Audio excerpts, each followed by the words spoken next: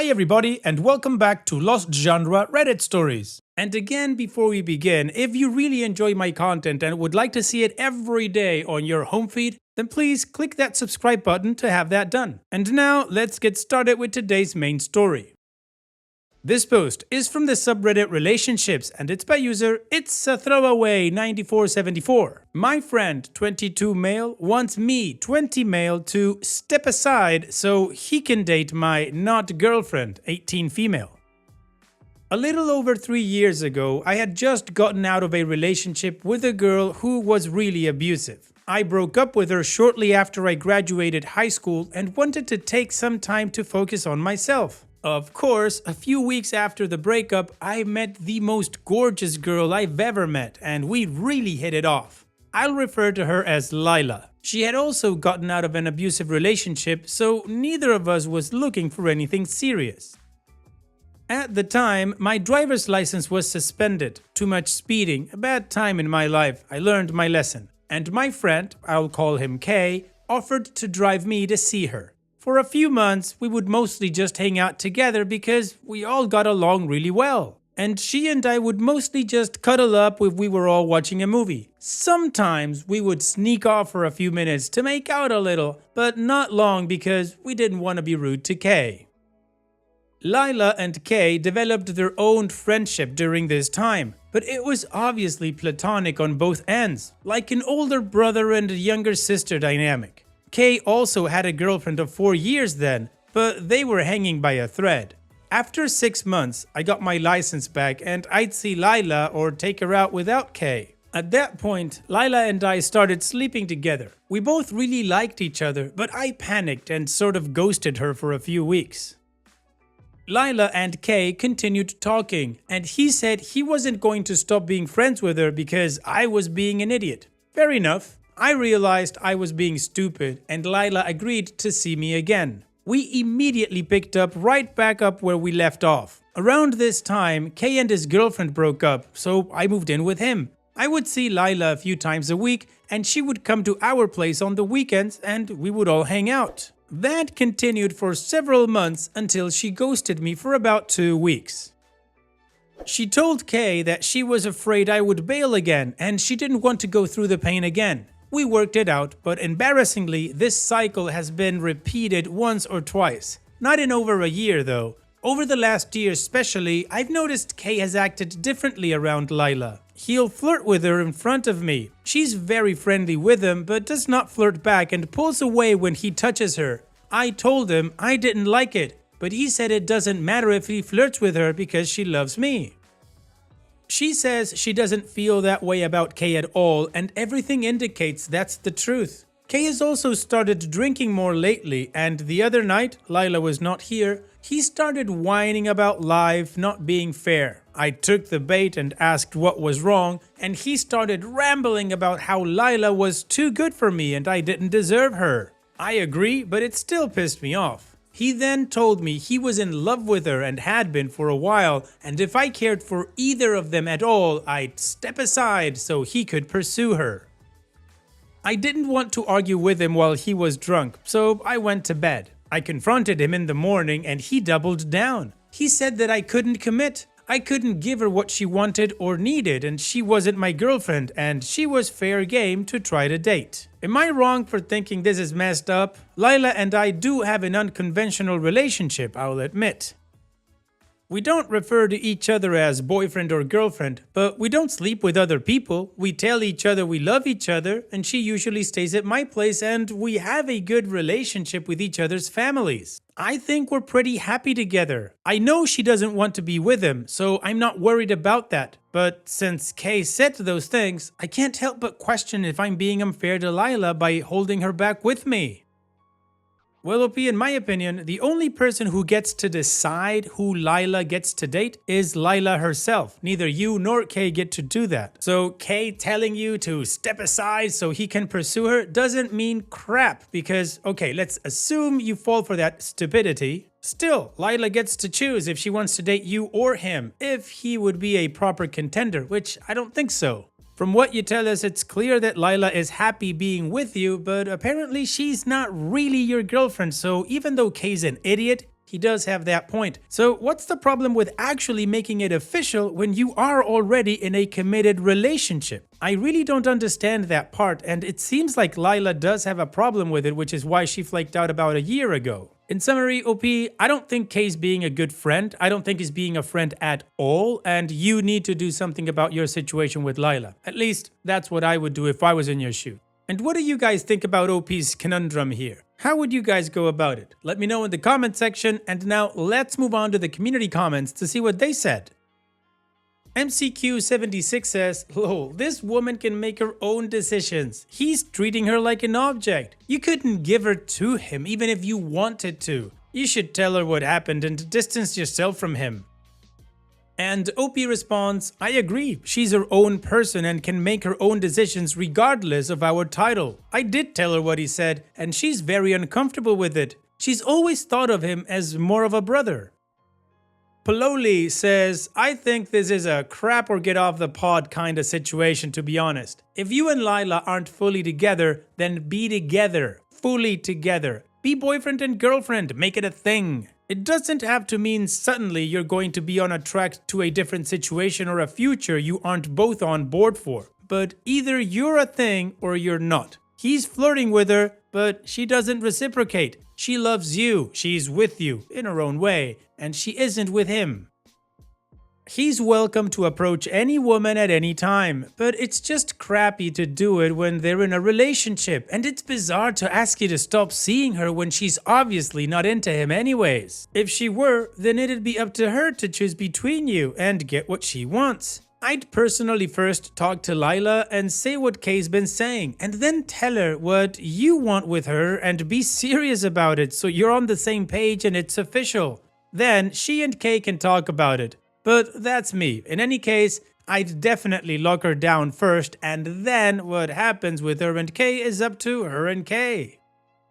Fee-Fi Diddly-Dum says, yes, his comments were messed up and inappropriate to say to the friend who is dating the girl he's talking about. You're not being unfair to Lila dating the girl you're interested in, regardless of your rocky history. Relationships aren't all fairy tales, but you and she have put in the time and emotional work to get yours to the state that it is now. If he's making her uncomfortable, then she needs to tell him that, and he needs to back off. And OP responds, thank you. It bothers me that he's known the whole history of our relationship, knows how she and I feel about each other and how long it's taken to get here, and it feels like he's trying to psych me out of it or something. Additional information from OP's comments. When we started sleeping together, we did have a conversation and agreed we didn't want to sleep with or date other people, but we also didn't want to put a label on our relationship. We do discuss it occasionally and have always been on the same page, but we have gotten a lot more serious in the last year. The more I type it out, the dumber it seems not to make things more official though. Kay is obviously free to try his luck, but she has said she's not interested. If anything, he'll just mess up his friendship with her. I honestly never saw it as dragging her along. We both did bail in the past, but we've also each been seeing therapists separately for over a year now to work on our commitment issues, and we haven't repeated the cycle since. So I'm not going to bail again. I am completely in love with her, and she's honestly the only person I can see myself ever being with. She feels the same way, but how do you really ask out a girl you've already been exclusively dating for 3 years? This morning I did talk to him again and told him what she had said to me, with her permission, which was essentially that his advances have been making her uncomfortable, and if he wants to maintain any friendship with us, then he's got to roll things back to how they used to be. He said he wouldn't believe it until he heard her say it herself, without me around. I'm conflicted about that because I don't want to come across as controlling, but I also worry about his reaction when she rejects him. She said she was going to try calling him before agreeing to see him. My guess? He'll claim I'm with her, he'd be right, so he won't accept it. He's trying to manipulate her. He knows it's heartbreaking for her to disappoint anyone, and I think he's trying to play off that. I feel bad for him because he's obviously going through some crap, but Kay has seen my relationship with Lila from the beginning. Everyone who knows us knows the deal.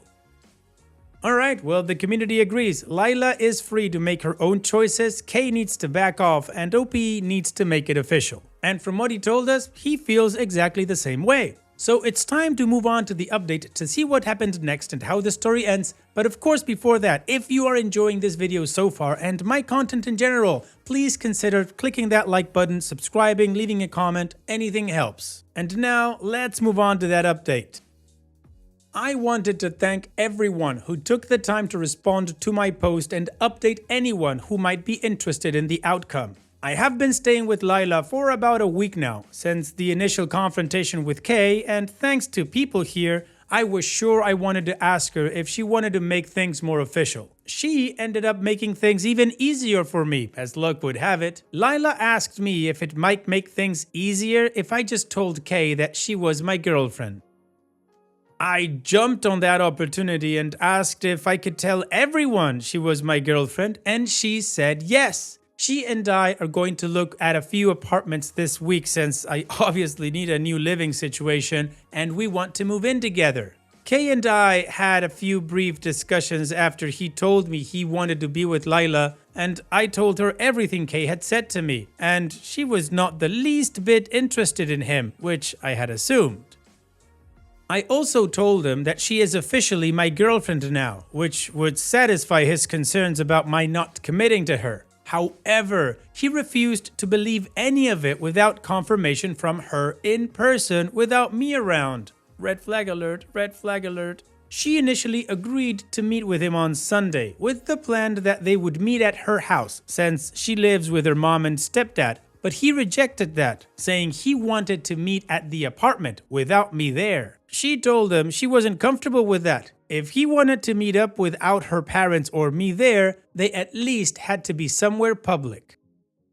I understood him not wanting me in the room or getting his heart broken in the middle of a Starbucks or something, but him rejecting her parents' house when they'd always been friendly with him was a big red flag for us. I don't even think I'm going back to the apartment to get the rest of my stuff. He got pissed that his threatening behavior made her feel threatened and went on a tirade, calling her every name in the book. She told him she wasn't going to see him again at all and blocked his number.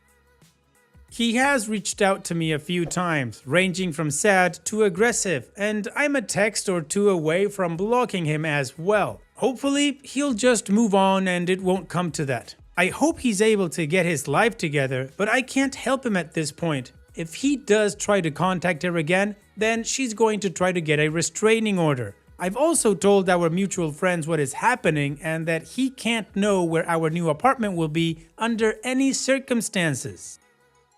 OP's edit. To clarify, we both wish him well, but neither of us wants to continue a friendship with him under any circumstances. Since posting this, I have also blocked him. I agree with posters that there is no point in keeping any lines of communication open anymore. I have also reached out to some friends to help get the rest of my stuff out, but I was already able to get everything important when I first left. He can make a shrine out of my old shirts if he really wants. Again, thank you to the posters who helped me navigate this situation.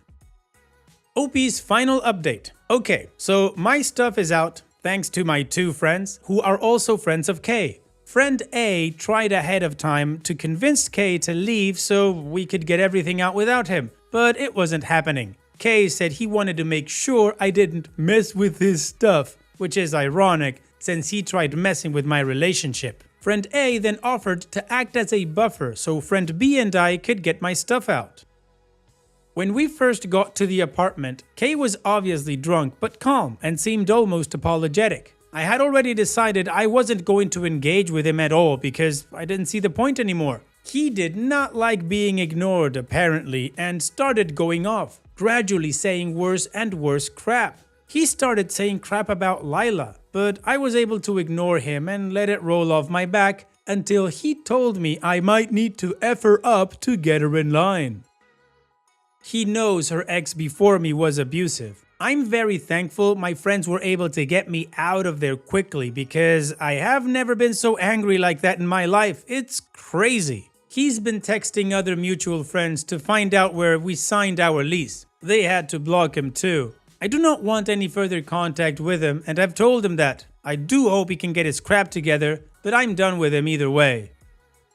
Well, OP, this is all on K. He's the one that destroyed your friendship with him. He's the one that destroyed his friendship with Lila because apparently he can't control his drinking and he's got some issues that he doesn't want to work on. But as you say, it is not your responsibility. You're done with him. So hopefully he does get the help that he needs. But if he doesn't, again, on him. So on that note, OP, here's wishing you and Lila the best in the future. Thank you so much for sharing and take care. And now let's finish this video with a mood booster post.